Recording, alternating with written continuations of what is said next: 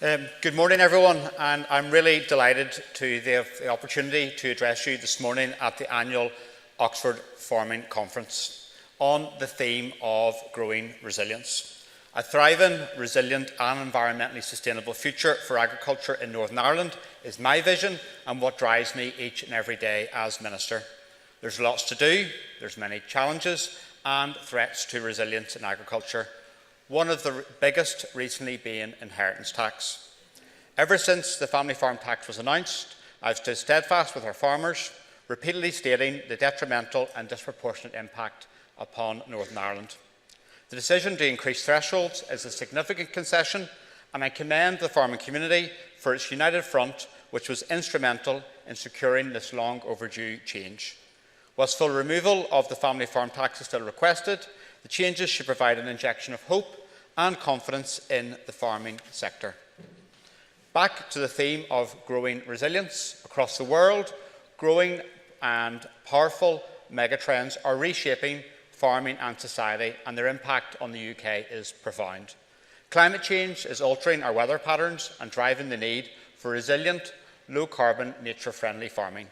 Without urgent action to address these dual climate and biodiversity crises, these risks and threats to farming will only increase. Technology is also transforming productivity and sustainability from precision farming to automation and data-driven decision-making. Consumer expectations are also demanding transparency, local sourcing and higher environmental standards. The UK's departure from the European Union, Russia's illegal invasion of Ukraine and the COVID-19 pandemic have brought aspects of our supply chains and food security into the forefront of our thoughts. In the face of these issues, it becomes ever more important to prioritise programmes that build resilience and sustainability, and that's just what we're doing in Northern Ireland. Northern Ireland is a proud food-producing region, recognised internationally for our high-quality produce, most notably milk and meat products, which command a significant premium in export markets. Last year, we launched the Sustainable Agriculture Programme, which is a cornerstone of our vision for a resilient, nature-positive future. Backed by over £330 million of ring-fence funding annually, this represents a major investment. In 2025, we rolled out 7 new schemes under the programme, complementing 4 existing ones.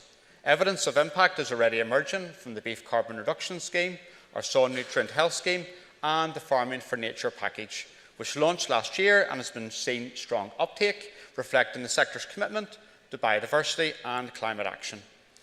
As farmers are the custodians of more than 1 million hectares of land in Northern Ireland, they have a vital role in facilitating nature recovery. Further rollout of the Farming with Nature package is a key priority to support the scaling up of nature-friendly farming and the delivery of environmental public goods alongside food production. This year, we will expand the current transition scheme, which supports environmental actions in the wider countryside, launch a scheme focused on both priority habitats and species, and issue a call for projects delivering improved environmental outcomes through landscape-scale collaboration. And on animal health, eradicating bovine TB remains a key and top priority. In April of last year, I endorsed the TB Partnership Steering Group's roadmap for eradication, and work is underway on 5 areas. In October of last year, Minister Martin Hayden and I launched a new cross-border pilot under the Shared Island Initiative to support reduction of bovine TB incidence and transmission. In terms of ammonia, emissions in Northern Ireland remain stubbornly high. I am determined to identify a pathway which reduces emissions, as well as being able to support sustainable development within the agricultural sector. Following engagement with farming and environmental sector representatives last year, I believe we can work together to develop a Northern Ireland-wide ammonia support programme to unlock this issue. My officials will be working at pace with stakeholders to develop this pathway, which will reduce emissions and address practical issues like replacement sheds. We consulted on proposals for an updated Nutrients Action Programme last year, set up a task and finish group with an external facilitator, and now plan a further and final consultation to inform a clear path ahead once the group reports back to me. More is also planned under the Sustainable Agriculture Programme, powered by significant investments in science and research, such as bovine genetics and the carbon footprinting projects.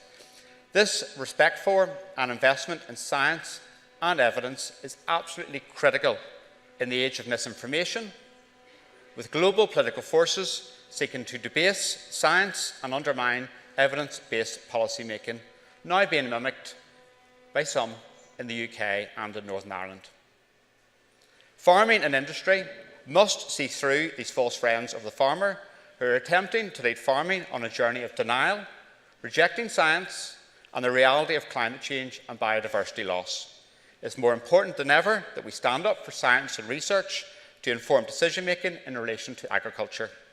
Our global reputation, the quality of our safety and our proud food-producing nation depends upon it. Finally, on trade, our unique dual market access to both the European Union and the rest of the UK continues to provide a real competitive opportunity for Northern Ireland. I continue to press for maximum possible dynamic alignment with the EU in the forthcoming SPS Agri-Food Agreement. Getting an SPS Agri-Food Agreement is great, but it falls short when bigger benefits can be achieved from joining the Customs Union and the wider single market, which I encourage the Prime Minister to pursue, helping to clean up the mess left from Brexit and some of the disastrous trade deals which are being inflicted upon our farmers as a result of actions by the previous government. In closing, I am confident that together we can build a thriving, resilient and environmentally sustainable sector. This demands bold decisions, strong leadership and deep collaboration across government, industry and communities. If the challenges that have emerged since I addressed this conference last year are anything to go by, the road ahead will not be easy, but with shared purpose and determination, I am confident we can succeed. Thank you.